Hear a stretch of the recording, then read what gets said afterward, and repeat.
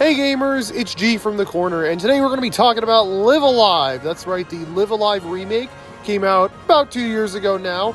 I checked it out for the first time over the holidays a few months ago now. I wanted to get this out sooner, but I never got around to recording it. But you know, better late than never. I mean, I was already pretty late to the game's release, let's be real. I just really wanted to talk about this game because honestly, it is a must-play for any Switch owner, any RPG fan, anyone who is even remotely interested in this game should definitely give it a look. I personally am not a big JRPG, turn-based RPG guy, but I checked it out. I tried the demo a few years ago, wanted to get around to it, never did until now. And man, I had a great time with this game, I gotta say. This is a hidden gem. The fact that this is a SNES game is just so shocking to me, if I'm being honest. Like, there's just so much quality, so much variety here. It's just such an engaging, interesting title that, you know, the fact that it's a JRPG from the 90s doesn't even ring a bell to me. This feels like something that just came out right now, fresh out of the development offices. But nope, it's a remake, reimagining, however you want to put it, of the original. I really like it. I think you will too. Let me get into why. This game's big hook is that it is an anthology. Right from the start, you're given 7 different chapters to choose from, each taking place in a wildly different time period. Prehistory, the Wild West, Imperial China, the Twilight of Edo Japan, present day, the near future, and the far future. Each chapter, while following, similar conventions, all has their own gameplay gimmicks. For example, in the prehistory chapter, there is no dialogue. You will talk to characters who will speak solely via gestures and symbols. You'll be able to craft weapons and armor for your party, whereas in the far future chapter, you will be doing no combat whatsoever unless you want to go into this little arcade machine they have on deck. It's all exploration and just trying to traverse the spaceship via the overworld controls. Every chapter has its own gimmick. I enjoy them all, quite frankly. I had a great time playing through each and every single one of them. They all felt like they did something different. My favorite would have to be the near future one, which is kind of ironic considering it is pretty simple when compared to the other ones. Not really anything super groundbreaking, just traditional SNES JRPG stuff. But I think it had a great story and pretty engaging characters. I really enjoyed my time with that chapter. The other ones are all great too, though. Don't get me wrong, there's not a single stinker here, I think. I had a great time playing through every single chapter. Each of them has their own gimmicks, their own battle music, their own overworld music, but they all culminate in a boss fight using the same boss theme. I actually really like this song. It's almost connective tissue between all the chapters, so to speak. It reminds you that this is part of the Live Alive experience. There's one or two other emotional cutscene songs that are also utilized across multiple chapters, but this is the main one that's like, oh yeah, this is Live Alive. This is what's happening in Live Alive right now. One thing that is uniform across all the chapters, obviously, though, is the combat gameplay. Now, normally in, 90s Super Nintendo RPGs, you would, do a simple turn-based combat system. I attack, enemy attacks. That's it. But this game does this weird kind of grid-based battle system where it's essentially like a strategy RPG, but a bit of Mega Man Battle Network, but less action-y. You have these meters that determine like when you can move after you do an attack. You have to wait for your meter to fill up. Some attacks will require you to wait longer, some shorter. It's kind of a precursor to the limit meters in like Final Fantasy VII, I think. I might be way off on that. I never actually played FF7. Alongside charge times, attacks also have different elemental properties. There's like kind of a weakness chart, kind of not. A lot of characters and enemies will just have like certain weaknesses and certain resistances, and you'll just have to kind of plan around that. But again, positioning also plays a key part in that. Certain attacks will only land in certain spaces. Some may only land like right in front of you. Some might land across the board, but not like around. Some might have a wide radius and attack multiple enemies. There's so many variations to it. You also want to always try to hit enemies from behind because that'll do more damage. It's fun, right? It's genuinely just a ton of fun. There's a level up system and such, but the game is pretty linear and streamlined. There's not very many random encounters at all in this game. So, it's more so a battle of wits than a battle of, oh, dude, you didn't grind enough. You were supposed to grind more to be gooder. This is why I don't like JRPGs. I mean, a lot of them kind of turn into this, at least for me personally. Maybe I'm just not that good. But, I really enjoy the combat in Live Alive. It's genuinely a ton of fun. One of the few turn-based RPGs where I will get into a battle and I'll be like, yeah, this is what I wanted to play here. Let's have some fun. As you'd expect, each chapter gives you a different set of characters, not just one, but multiple party members that'll all have different attacks based on, certain properties.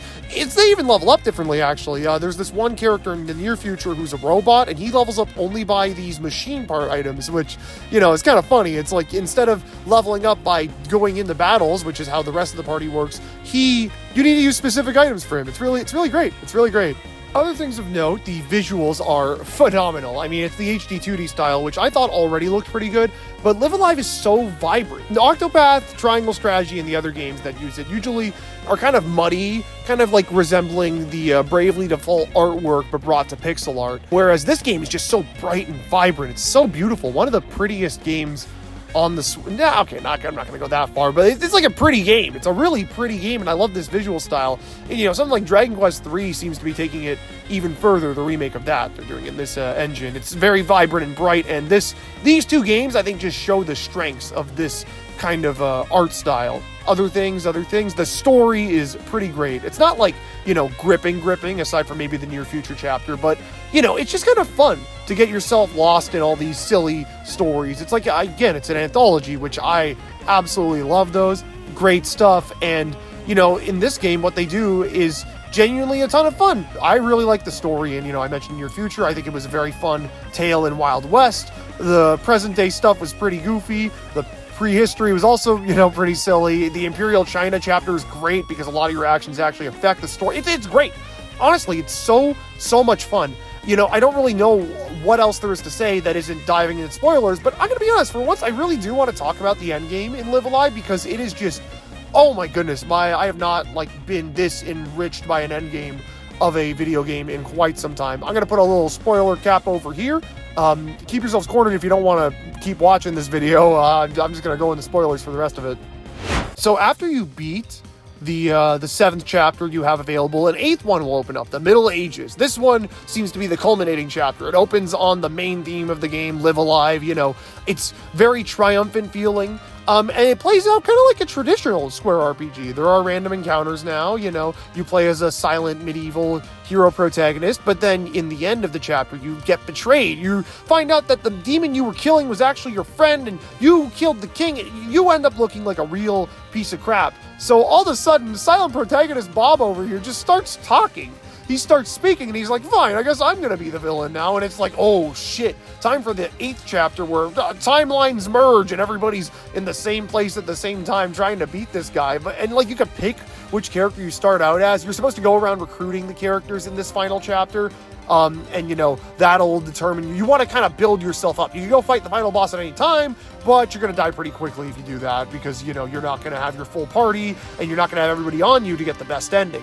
But, if you grind a little bit, if you go around and you find everybody, you do all these tasks, it's a very, very tough challenge. It's a big challenge, big difficulty spike, I'd say, from the rest of the game, which is, kind of fair. Everything could have been a first level, but, jumping into this makes sense that it's a bit harder anyway. And if you want an easy route, well, there is the Oster, I think that's his name, the main character route, which, you can pick every character in the game, including the protagonist of the Medieval Ages chapter, which, hey, wait, he's the villain. He's who we're trying to stop now because he decided to become evil. Well, get this. You get to play as him, and he's like, I'm going to go back in time and make sure that everything goes my way, because guess what? You're the Lord of Dark or whatever? Well, every single boss you fought that had the same boss music, that was a reincarnation of it. That's why they all had Odio in their name. They all had similar names because of that, and you get to play as the boss. My jaw literally dropped. I was on a plane ride playing this game, and I'm like, wait, what is this? So it's like a boss rush? No, you play as the boss. And it's not like a challenging boss rush or anything. This is the curb stomp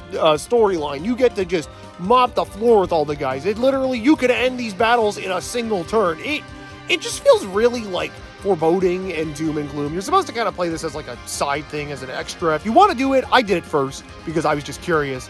But it's not the main route, obviously. It's just a little bonus thing they didn't have to do, but they did anyway. And, that's what this game is all about in general. I guess I didn't want to put a concluding statement in with the spoiler section, but yeah, the game, it's this anthology that comes together in a beautiful way at the end. I absolutely loved it. I thought it was fantastic. And, as much as I want to try the Octopath games, they're a lot longer than Live Alive. Live Alive was very short. The chapters are only like half an hour to an hour each.